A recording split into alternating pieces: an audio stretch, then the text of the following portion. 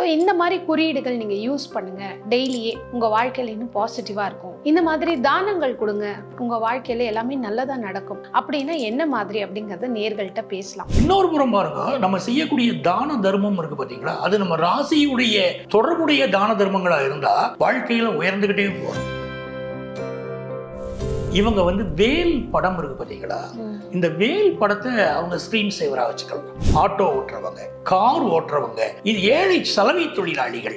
ஏழைகளுக்கு நீங்க செய்யக்கூடிய தானம் இறைவனுக்கு செய்யக்கூடிய ஒரு மிகப்பெரிய தொண்டு. நீங்க நண்டு படத்தை ஒரு சிம்பலா வச்சுக்கிட்டாலே இவங்களுக்கு பெரிய வெற்றி தான். இன்னொரு பெரிய விஷயம், பெத்த தாயுடைய போட்டோ வச்சுக்கணும்.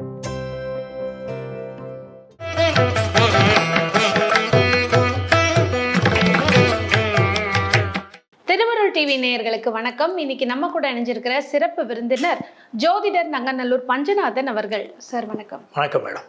எப்படி இருக்கீங்க சார்? நல்லா இருக்கு மேடம். உங்களுடைய அந்த ஒரு பதிவு எந்த கிழமைகள்ல யார் பிறந்தா அவர்களுக்கு என்ன பலன்றது மக்கள் கிட்ட ஒரு பெரிய வரவேற்பை பெற்றது. நம்ம சேனல்ல எல்லாருக்கும் ரொம்ப பிடிச்சது. அந்த பதிவுகள்ல நிறைய கமெண்ட்ஸும் கொடுத்துருந்தாங்க, ரொம்ப நல்லா இருக்கு, நம்மளுக்கு ஃபாலோ பண்றதுக்கு ஈஸியா இருக்குன்னு சொல்லிட்டு. அதே மாதிரி இன்னைக்கு நம்ம 12 ராசிக்கும் நிறைய விஷயங்கள் தாண்டி குறியீடுகள், இந்த குறியீடுகள் தெய்வங்கள் கிட்டேருந்து நம்ம கிட்ட இன்னைக்கு ஃபாலோ பண்ணிட்டு வரோம். அவங்க கிட்டேயும் நிறைய குறியீடுகள் இருக்கு. ஸோ இந்த மாதிரி குறியீடுகள் நீங்கள் யூஸ் பண்ணுங்கள் டெய்லியே, உங்கள் வாழ்க்கையில் இன்னும் பாசிட்டிவாக இருக்கும். இந்த மாதிரி தானங்கள் கொடுங்க, உங்கள் வாழ்க்கையில் எல்லாமே நல்லதாக நடக்கும். அப்படின்னா என்ன மாதிரி அப்படிங்கிறத நேர்கள்ட்ட பேசலாம். முதல்ல அதற்கான ஒரு முன்னுரை நீங்கள் கொடுத்துருங்க சார். அதாவதுமா, இந்த 12 ராசிகளுக்குமே பார்த்தீங்கன்னா இவர்கள் ஒவ்வொருவருக்குமே ஒரு சின்னத்தை ஒதுக்கியிருக்காங்க. இப்போ நீங்கள் மேஷம் சொன்னால் நமக்கு புரியும். இது ஒரு ஃபாரின் கண்ட்ரிக்கு போனீங்கன்னா அப்படின்னா அங்கே அது ஒரு சிம்பலை வச்சே தான் பார்க்குறாங்க. எல்லா நாடுகளுக்கும் இந்த ராசிகளுக்கு ஒரே சிம்பல் தான். அதோடைய தொடர்புடைய சில சின்னங்களை பயன்படுத்தும் போது பெரிய வெற்றி கிடைக்குது. இந்த ராசிக்குரிய ஒரு பெரிய விஷயத்தை உங்களால் செய்ய முடியலை, அதோடைய காரகத்துவம் தெரியாது, பாவகத்துவம் தெரியாது, அதெல்லாம் ஒன்றும் விஷயம் வேறு. ஆனால் அந்த சிம்பலை பயன்படுத்தினாலே பெரிய பெரிய சக்ஸஸ் கிடைக்கும். நீங்கள் நினைக்கிற காரியங்களை சக்ஸஸ் கிடைக்கும். நம்ம சாதாரண நம்முடைய செல்ஃபோனில் வச்சுருந்தா கூட போகிறோம், அந்த சிம்பலை பெரிய வெற்றி கிடைக்கிது. சில நேரங்கள் நம்ம சட்டையில் வச்சுருப்போம், நம்மளுடைய பர்ஸில் வச்சுருப்போம், அதுக்கே ஒரு பெரிய பலன் கிடைக்கும் சிம்பல்களுக்கு. சில பேர் அதை டாட்டுவாக கூட குத்திருப்பாங்க. நிச்சயம் நம்ம உடம்போடைய அது இருக்கணும். ஆமாம். அதே மாதிரி அது சம்மந்தப்பட்ட தெய்வங்கள், அந்த தெய்வ சின்னங்கள் வைக்கும் போதும் பெரிய பலன் கொடுக்கும். இன்னொரு புறம் பாருங்க, நம்ம செய்யக்கூடிய தான தர்மம் இருக்கு பார்த்தீங்களா, அது நம்ம ராசியுடைய தொடர்புடைய தான தர்மங்களாக இருந்தால் வாழ்க்கையில் உயர்ந்துக்கிட்டே போகிறோம். நீங்கள் எல்லா வகையான தான தர்மங்களும் பண்ணுங்க, ஆனால் உங்கள் ராசியோடு தொடர்புடைய தான தர்மங்களை பண்ணும்போது வாழ்க்கை சூப்பராக இருக்கும். நீங்கள் உங்கள் லைஃப்பில் சந்திக்கக்கூடிய மனிதர்கள் இருக்காங்க இல்லையா, இந்த மனிதர்கள் எல்லாமே உங்களுடைய முன்ஜென்ம தொடர்புடையவர்களாக இருப்பார்கள் அப்படின்னா ஜோதிட சாஸ்திரம் சொல்கிறது. அப்போ அதில் உங்களால் நன்மை அடைந்தவர்களும் இருப்பாங்க, உங்களால் பாதிக்கப்பட்டவர்களும் இருப்பார்கள். பாதிக்கப்பட்டவர்கள் பாதகஸ்தான தொடர்போடு வருவார்கள். அப்போ உங்களுக்கு பாதகம் செய்ய அவர்கள் வரும்போது உங்களுடைய அந்த சின்னம் அது உங்களை காப்பாற்றும். அந்த ராசிக்குரிய சின்னம் உங்களை காப்பாற்றும். அதனால நீங்கள் செய்யக்கூடிய தான தர்மம் உங்களை காப்பாற்றும். நிச்சயமாக அழகாக சொல்லியிருக்கீங்க. ஏன்னா தர்மம் தலை காக்கும், தானம் செஞ்சால் இன்னும் உயிர் காக்கும். நம்மளுடைய ஃபேமிலிக்கு, நமக்கு மட்டும் இல்லை, நம்மளுடைய தலைமுறைக்கே அது நாளைக்கு ஒரு நல்ல ஒரு பாசிட்டிவ் வழியாக இருக்கும் அப்படின்னு. சரி, இப்போ 12 ராசிகளுக்கு நம்ம பார்த்துடலாம். முதலாவதாக இந்த மேஷ ராசி லக்னக்காரர்களுக்கு இந்த குறியீடை நீங்கள் யூஸ் பண்ணுங்கள். எப்படி வேணால், மொபைல் வால்பேப்பராகவோ இல்லை டேட்டூவாவோ இல்லை அவங்க பார்க்குற இடத்துல அதை வச்சுக்கலாம். அதே மாதிரி இந்த தானங்கள் கொடுங்க, இன்னும் நல்ல சிறப்பாக இருக்கும். அப்படின்னா என்ன மாதிரி விஷயம்? பொதுவாக மேஷ ராசிக்காரங்களுக்கு அப்படின்னு பார்த்தீங்கன்னா இவங்க வேல் படம் இருக்கு பார்த்தீங்களா, இந்த வேல் படத்தை அவங்க ஸ்க்ரீன் சேவராக வச்சுக்கலாம். அது ஒரு பெரிய பலன் அவர்களுக்கு கொடுக்கும். ஒரு சின்ன வேல் வாங்கி வீட்டு பூஜை அறையில் வைத்தாலே அதோடைய வித்தியாசம் தெரியும். அது போக செம்மறி ஆடு, அந்த ஆட்டுடைய படம் அதுதான் அதோடைய சின்னம். அந்த செந்நிற ஆட்டுடைய படத்தை வச்சுக்கிட்டாங்கன்னா பெரிய பெரிய வெற்றிகளை அவங்க பெறுகிறாங்க. நீங்கள் பழைய காலங்களில் வீடுகளுக்கு போனீங்கன்னா தெரியும், சில வீடுகளில் ஆட்டின் தலையை பாடம் பண்ணி வச்சிருப்பாங்க. ஆமாம் ஆமாம் இல்லைங்களா? சில இடங்களில் மாட்டின் தலையை பாடம் பண்ணி வச்சிருப்பாங்க, நீங்கள் பார்த்துருப்பீங்க. சிங்கத்தின் தலை வைக்கிறது, இப்படி யானை இதை வைக்கிறது, இது எல்லாமே அவர்கள் ராசிகளோடு தொடர்புபடுத்தி முன்னோர்கள் செய்துட்டு வந்திருக்காங்க. பெரிய பெரிய வெற்றிகளை பெற்றார்கள். நீங்கள் பெரிய பணக்காரங்க வீடு, பழைய சினிமாக்களில் பார்த்தீங்கன்னா தெரியும், பெரிய பெரிய பணக்காரர்கள் வீட்டில் அப்படி வச்சுதான் படங்கள்ல நம்ம நம்மளுடைய பார்ப்போம். தாத்தா பாட்டி வீட்டுக்கே ஊருக்கு போகும்போது வச்சிருப்பாங்க. நம்ம கூட விளையாட்டுக்கு கேட்டிருப்போம் என்னது இதெல்லாம் அப்படின்னு. ஆனா அவங்க எல்லாம் அதை முன்கூட்டியே யோசிச்சதுனால தான் அந்த மாதிரி வச்சு அந்த சின்னங்களால வாழ்க்கையில உயர்ந்தவர்கள் அவங்க பெரிய பெரிய சக்சஸ் ஆயிருக்காங்க, பெரிய பணக்காரங்களா இருக்காங்க, நிறைய காரியங்கள் சாதிச்சிருக்காங்க, மகிழ்ச்சியா வாழ்ந்திருக்காங்க. அதுக்கு காரணம் அந்த சிம்பிள்ஸ் அவங்க பயன்படுத்தியிருக்காங்க. அப்போ மேஷராசிக்காரங்க என்ன பண்ணணும், அந்த ஆட்டுடைய படம் அதை வச்சுக்கிட்டாலே அவங்களுக்கு ஒரு பெரிய பலன் கிடைக்கும். அது செய்துக்கலாம். வேல் படத்தை வச்சுக்கிட்டு அதனுடைய சக்தி அபாரம். இப்போ மேஷ ராசினா அசுவினி, பரணி, கார்த்திகை அந்த 3 நட்சத்திரமுமே வருது. இந்த 3 நட்சத்திரத்துக்காரங்களுமே இந்த வேல் படத்தை வச்சுக்கிட்டாங்கன்னா அதனுடைய பலன் மிக அற்புதம். எப்படிப்பட்ட எதிரிகளையும் ஜெயிச்சிடலாம். இப்போ மேஷராசிக்காரங்களுக்கு பாருங்களேன், அவங்களுக்கு 2வது ஸ்தானத்துக்கு அதிபதி சுக்கிரன். அந்த சுக்கிரனோடு சனி சேர்ந்துருந்துச்சு வச்சுக்கிட்டுங்களேன், சிலருக்கு மேரிட்டல் லைஃப்ல ப்ராப்ளம் வரும். மேஷராசிக்காரங்களுக்கு பணம் கொழிக்கும், ஆனால் உங்களுக்கு பெரிய பெரிய பிரச்சனை திருமண வாழ்க்கையில் இருக்கும். இன்னொரு புறம் எதிரிகள் தொந்தரவு அதிகம் இருக்கும். மேஷராசிக்காரங்களுக்கு சுக்கிரன் சனி சேர்ந்தா கண் திருஷ்டி கடுமையாக இருக்கும். சின்னதாக ஜெயிச்சிட்டா கூட உலகம் கண் திருஷ்டி போடும். அப்போ பெரிய பெரிய சோதனைகள் உங்களுக்கு கண் திருஷ்டியினால் வருது. கண் திருஷ்டியினால் மரணம் அடையக்கூடியவர்கள் கூட உண்டு. அவ்வளவு கடுமையான சோதனை உண்டு. இவங்களெல்லாம் என்ன பண்ணலாம்னா அந்த வேல் படத்தை வச்சுக்கிட ஆரம்பிச்சாங்கன்னா எந்த கண் திருஷ்டியும் அவங்களுக்கு வராது. தானம் அப்படின்னு பார்த்தீங்கன்னா மேஷராசிக்கு உள்ளவர்கள் ஏழை தொழிலாளிகள் இருக்காங்க பாருங்க. குறிப்பாக ஆட்டோ ஓட்டுறவங்க, கார் ஓட்டுறவங்க, இது ஏழை சலவை தொழிலாளிகள். ஏழைகளுக்கு நீங்க செய்யக்கூடிய தானம் இறைவனுக்கு செய்யக்கூடிய ஒரு மிகப்பெரிய தொண்டு. அதனால அந்த மாதிரியான ஏழைகளை தேடி பிடித்து அவங்க வாழ்க்கைக்கு என்ன தேவையோ அதை செய்தால் மேஷராசிக்காரங்க அவங்க கொடுக்கக்கூடிய அந்த தானம். அப்போ ஏழைகளை தேடி பிடிச்சு அவங்களுக்கு என்ன தேவை, முதல்ல அன்னதானம் பண்ணுங்க. தானத்தில் சிறந்தது அன்னதானம்ங்கிறோம். மேஷராசிக்காரங்க அன்னதானம்னு சொல்லும்போது அந்த கலவை சாதம் சொல்கிறோம், கலந்த சாதம், அதை தானம் பண்ணினாங்கன்னா பெரிய வெற்றி அவங்களுக்கு கிடைக்கும். இதை என்ன கிழமை பண்ணலாம், செவ்வாய்க்கிழமைகள்ல செய்துக்கிட்டு வரணும், பெரிய பெரிய வெற்றிகள் கிடைக்கும். ஏன்னா நிச்சயமா அந்த தானம் அப்படிங்கிற ஒரு விஷயத்தை தான் நம்ம கேட்டோம். ஆனா இந்த கிழமைகள்ல செய்யும்போது இன்னும் வெற்றியா இருக்கும்னு நீங்க அந்த கிழமையும் சேர்த்து ரொம்ப அழகா சொல்லியிருக்கீங்க. ஸோ மேஷராசிக்காரங்க எல்லாருக்குமே அது ஒரு பயனுள்ள தகவலா இருந்திருக்கும். அடுத்ததாக ரிஷப ராசி லக்னக்காரங்களுக்கு இந்த மாதிரி ஒரு சிம்பிள்ஸ் நீங்க யூஸ் பண்ணுங்க, இந்த மாதிரி தானங்கள் பண்ணுங்க, இந்த கிழமைகள்ல பண்ணுங்க அப்படின்னா எது பலமுள்ளதாக இருக்கும்? இப்போ ரிஷபராசிக்காரங்களுக்கு காளை மாடு இருக்கு பார்த்தீங்களா, அதுதான் சிம்பல். அந்த சிம்பலை அவங்க பயன்படுத்துகிறோம். அதில் எங்கே வேணுமானாலும் அவங்க பயன்படுத்திக்கலாம். அவங்க சட்டையில் கூட அதை பயன்படுத்தலாம். அந்த சிம்பலை பயன்படுத்த அவர்களுக்கு பெரிய வெற்றிகள் கிடைக்க ஆரம்பிக்கிறது. இன்னொரு புறம் என்னன்னு பார்த்தீங்கன்னா ரிஷபராசிக்காரங்க மொச்சை இருக்கு பாருங்க, இந்த மொச்சையும் வெல்லமும் கலந்து அது நல்லா வேக வச்சு பசுக்களுக்கு தானம் பண்ணணும். 4 கால் ஜீவன்களுக்கு பண்ணக்கூடிய தானம் ரிஷபராசிக்காரர்களுக்கு பெரிய பலன் கொடுக்குது. அப்போ நீங்க அந்த பசுக்களுக்கு கொடுக்கக்கூடிய அந்த மொச்சை தானம் அது பெரிய பலன் தரும். இன்னொன்று சர்க்கரை பொங்கல். ரிஷபராசிக்காரர்கள் ஒரு காரியம் நடக்கணும் அப்படின்னு சொல்லிட்டாலே ரிஷபராசியில உங்களுக்கு கிருத்திகை, ரோகிணி, மிருகசீரிஷம் 3 நட்சத்திரங்கள் வருது. அப்போ அவங்க என்ன பண்ணணும், பக்கத்துல எங்க முருகன் கோயில் இருக்குன்னு பார்க்கணும். அந்த முருகன் கோயில்ல அவங்க சர்க்கரை பொங்கல் படைத்து முருகனுக்கு படைத்து வேண்டிக் கொண்டால் எந்த காரியங்களும் நிறைவேறும். சர்க்கரை பொங்கலை படைச்சா போருமா, நிறைய பேருக்கு அதை தானம் கொடுக்கணும். தானம் கொடுத்தால் பலன். அப்போ ரிஷபராசிக்காரர்கள் என்ன பண்ணணும்னு கேட்டிங்கன்னா சர்க்கரை பொங்கலை கோயிலுக்கு வரக்கூடிய சுமங்கலிகளுக்கு கொடுங்கள் அப்படின்னு சொல்கிறோம். அது வெகு விரைவான பலனை கொடுக்குறது. அதுவும் வெள்ளிக்கிழமைகளில் கொடுக்குறோம். ஏன்னா இந்த ரிஷபராசிக்காரர்களுக்கு அந்த பாக்கியஸ்தானத்தில் போய் சுக்கிரன் உட்கார்ந்தா பெரிய பெரிய வெற்றிகளை கொண்டு போய் கொடுக்கும். இவங்க ராசி அதிபதி சுக்கிரன் ஒரு 9 பெண்களுக்கு, பாக்கியஸ்தானங்கிறது 9வது ஸ்தானம் இல்லையா, 9 பெண்களுக்கு சர்க்கரை பொங்கல் தானம் கொடுத்தாலும் மிகப்பெரிய வெற்றி கிடைக்கும் அவர்களுக்கு. அப்போ ரிஷபராசிக்காரர்கள் தானத்தில் சர்க்கரை பொங்கல் 4 கால் ஜீவனுக்கு வெல்லமும் மொச்சையும் கலந்து அதை கொடுப்பது அது நல்ல பலனை அவங்களுக்கு வாழ்க்கையில் கொடுத்து பெரிய வெற்றிகள் கொடுக்கிறது. பட் இதெல்லாம் வெள்ளிக்கிழமை பண்ணணும். வெள்ளிக்கிழமைகளை செய்வதுதான் மிகச்சிறந்த வெற்றிகளே அவங்களுக்கு கொடுக்குறது. அருமை அருமை சார். ஸோ ரிஷபராசிக்காரங்களுக்கும் இது ஒரு புதுமையானதாகவும் இருக்குது, எளிமையானதாகவும் இருக்குது. இப்போ ஈஸியாக நம்ம சர்க்கரை பொங்கல் கொடுக்கணுங்கிறது வீட்லேயும் எல்லாருக்கும் பிடிச்ச ஒரு விஷயம். அதை செஞ்சு எல்லாருக்கும் கொடுக்கும்போது இன்னும் அந்த இனிமையாக தான் இருக்கும். அடுத்தது மிதுன ராசி லக்னக்காரங்களுக்கு என்ன குறியீடு யூஸ் பண்ணலாம், என்ன தானங்கள் கொடுக்கலாம், எந்த கிழமைகளில் கொடுக்கலாம்? அந்த மிதுன ராசிக்காரங்கன்னு சொல்லிட்டாலே நல்ல ஒரு கலை நயமிக்கவர்கள், விகடகவிகள்னு சொல்கிறோம். இவங்களுக்கு பார்த்தீங்கன்னா சிலருக்கு வந்து மூச்சு சம்மந்தப்பட்ட பிரச்சனை இருக்கும். நிறைய பேருக்கு ஃபேமிலி ப்ராப்ளம், வேலையில தொந்தரவு மிதுன ராசிக்காரங்களுக்கு இருக்கும். அதுக்கு என்ன காரணம்னா, உங்களுக்கு 7ஆம் இடத்துக்கும் 10ஆம் இடத்துக்கும் அதிபதி வந்து அந்த குரு பகவான். அந்த குரு பகவான் வந்து பாதகாதிபதியா, 7வது ஸ்தானத்துக்கு அதிபதி பாதகாதிபதி.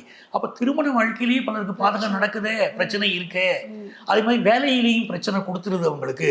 அப்போ அவங்க என்ன செய்யலாம்? ஒரு நிரந்தர வேலை இல்லாத மிதுனராசிக்காரர்கள் நிறைய பேர் இருக்காங்களே, அவர்கள் எல்லாம் என்ன பண்ணணும்னு கேட்டீங்கன்னா, முதல்ல குடும்ப வாழ்க்கை நல்லா இருக்கணும் அப்படின்னாலே வீணை இருக்கு பாத்தீங்களா, வீணை, அந்த வீணையுடைய படத்தை அவங்க வச்சுக்கணும். வீட்டுல வீணை வச்சிருப்பாங்க. நீங்க நிறைய மிதுனராசிக்காரங்களை பார்க்கலாம், வீட்டுல இருக்கும், ரொம்ப நல்லா இருக்கும். வீணை வாசிக்க தெரிஞ்சிருக்கணும் அவசியம் இல்லை, சும்மா கூட வச்சிருப்பாங்க ஒரு வீடுகள்ல. அந்த ரகசியம் இதுதான். அவங்க வீணையை வீட்டுல வச்சிருக்காங்கன்னா அந்த வீட்டுல மிதுனராசிக்காரங்க இருக்காங்கன்னு அர்த்தம். அவங்க வந்து வெற்றி மீது வெற்றி பெறுவார்கள். வீணையை வச்ச பிறகு அவ்வளவு பெரிய வெற்றி கிடைக்கும். பாரதியார் எழுதுவார், வீணையடி நீ எனக்கு அப்படின்னு. அப்ப கணவன் மனைவி கிடையில் ஒற்றுமை வந்துடும். மிதுனராசிக்காரங்க வீடுகள்ல கணவன் மனைவி பிரச்சனை இருந்துச்சுன்னா ஒரு வீணையை வாங்கி வச்சாங்கன்னா பிரச்சனை தீர்த்துடும். இது அருமையான ஒரு ஐடியாவே இருக்கே. வீணைங்கிறது சரஸ்வதியும் குறிக்கும், ஆட்டோமேட்டிக்கா அந்த படிப்புக்கான ஒரு விஷயமும் சால்வ் ஆகும். அதே மாதிரி கணவன் மனைவி பிரச்சனை ஈஸியா சால்வ் ஆகும். இவங்க ஏற்கனவே கலைகள்ல ஈடுபாடு உடையவங்க தான் மிதுன ராசிக்காரங்க.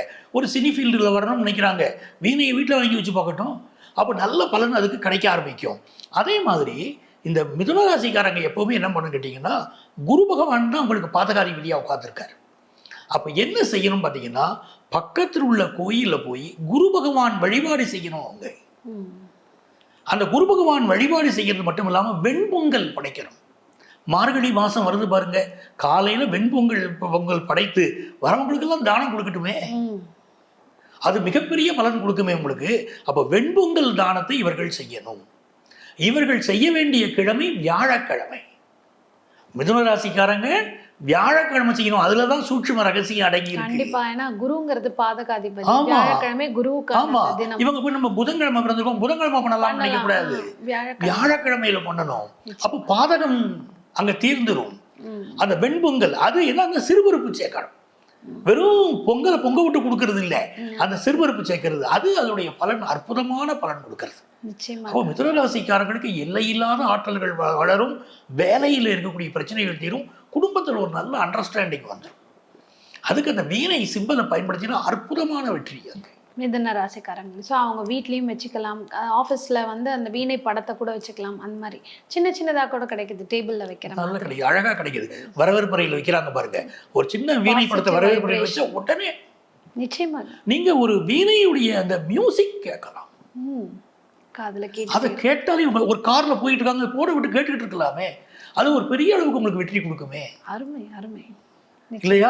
அதுல உயர்ந்தவர்கள் பலரை நான் பார்க்குறேன்.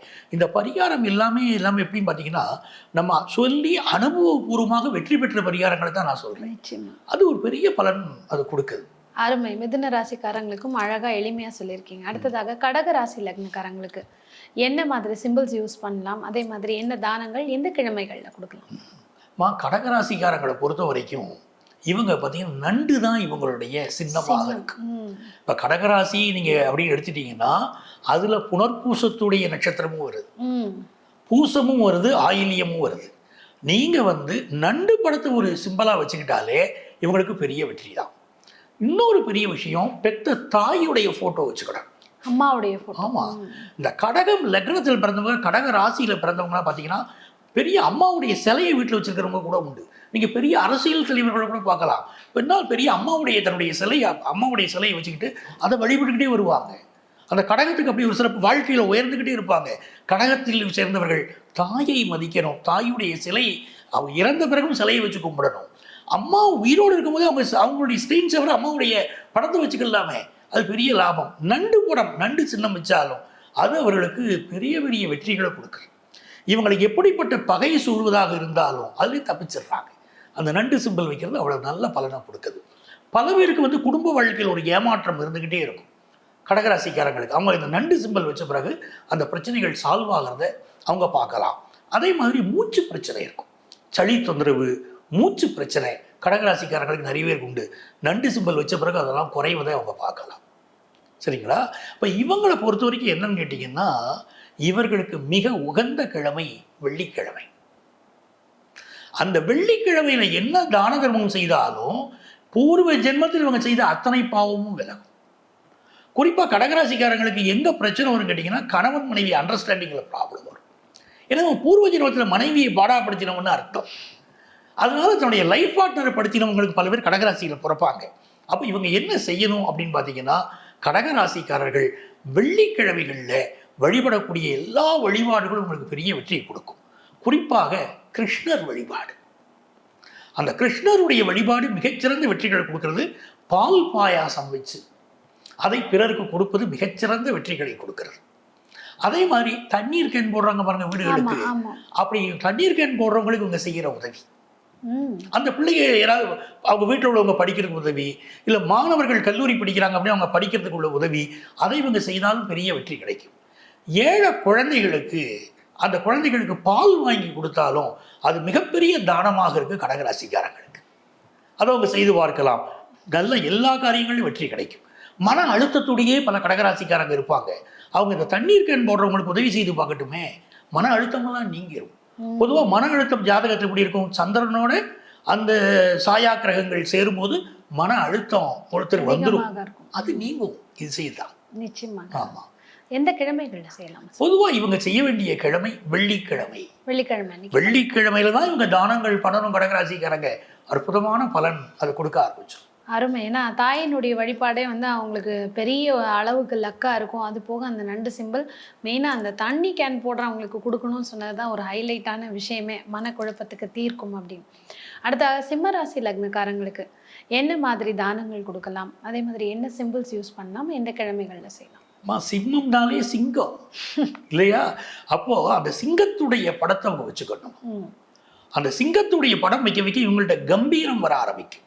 மனசுல இருக்கக்கூடிய பயம் போகும். பெரிய பெரிய காரியங்கள் சாதிப்பாங்க. ஆனா மனசுக்குள்ள ஒரு பயம் இருந்துகிட்டே இருக்கும். சிம்மராசிக்காரங்க வெளியே ரொம்ப தைரியமா செய்வாங்க, உள்ளுக்குள்ள சில பயம் இருக்கும். அந்த பயம் போகணும்னாலும் அந்த சிங்கத்துடைய படம் வைத்தால் பெரிய வெற்றி கிடைக்கும். சில பேர் ஆஃபீஸில் வேலை பார்த்துட்டு இருப்பாங்க, இவங்களுக்கு தலைமை பொறுப்புக்கு வரக்கூடிய எல்லா தகுதியும் இருக்கும், ஆனால் வர முடியாமல் தடை இருக்கும். சிங்கத்துடைய படம் வச்சுட்டா காட்டுக்கே ராஜா சிங்கம் தானே, அப்புறம் இவர் ஆஃபீஸுக்கு இவர் ராஜாவாயிருவார்ல. இவர் சிங்கத்துடைய படத்தை வச்சுட்டாருன்னா ஆஃபீஸுக்கு அவர் ராஜாவாயிருவார். எல்லா இடத்துலையும் வெற்றி தான். போகிற இடங்கள்ல இவர் மேலே ஒரு மதிப்பு மரியாதை வந்துடும். அது ஒன்று நடக்கும். இவங்க என்ன பண்ணணும்னா, சாம்பார் சாதம், பருப்பு சாதம், பருப்பு போட்ட சாம்பார் இருக்கு பாருங்க, சாம்பார் சாதத்தை இவங்க விநியோகம் பண்ணணும், அதை தானம் பண்ணணும். பொதுவாகவே நீங்க ஒரு சிம்மராசிக்காரர்களை பார்த்தீங்கன்னா, அவங்களுக்கு தர்ம கர்மாதிபதி யோகம் இருக்கு வச்சுக்கிடுங்க. அவங்க மற்றவங்களுக்கு உதவி செய்யக்கூடியவங்களா, மற்றவங்களுக்கு நிறைய தான தர்மம் பண்றவங்களா தான் இருப்பாங்க. சிம்மராசிக்காரங்களுக்கு தர்ம கர்மாதிபதி யோகம் இருந்தா இவங்க அடுத்தவங்களுக்கு உதவ வாழ்க்கை ரொம்ப சிறந்த வெற்றிகள் பெற்றுக்கிட்டே இருக்கும். இவங்க என்ன கிழமையில் அது பண்ணணும்னா, செவ்வாய்க்கிழமை அன்னைக்கு பண்ணணும். செவ்வாய்க்கிழமை அன்னைக்கு சாம்பார் சாதம் தானம் பண்ணினா அது பெரிய வெற்றி கிடைக்கும். நிறைய சிம்மராசிக்காரங்களுக்கு என்ன கேட்டிங்கன்னா, சனி 7ஆம் இடத்து அதிபதி. அப்போ சனி 7ஆம் இடத்து அதிபதினா 7ஆம் இடத்துலேயே சனி இருக்காரு வச்சுக்கோங்க, இவன் வெற்றி மேலே வெற்றி பெறுவான், வேலையில் பெரிய வெற்றி பெறுவான். ஆனால் குடும்ப வாழ்க்கையில் தோல்வி அடைவாங்க. அங்கே ஒரு சிக்கல் இருந்துகிட்டே இருக்கும். ஏன்னா 7ல் சனி, 7ங்கிறது களத்திரஸ்தானம். அப்போ அங்கே போய் சனி உட்காந்துட்டாருன்னா பொருந்தாத திருமணம், வாழ்க்கையில் பிரச்சனை இதெல்லாம் இருந்துகிட்டு இருக்கும்.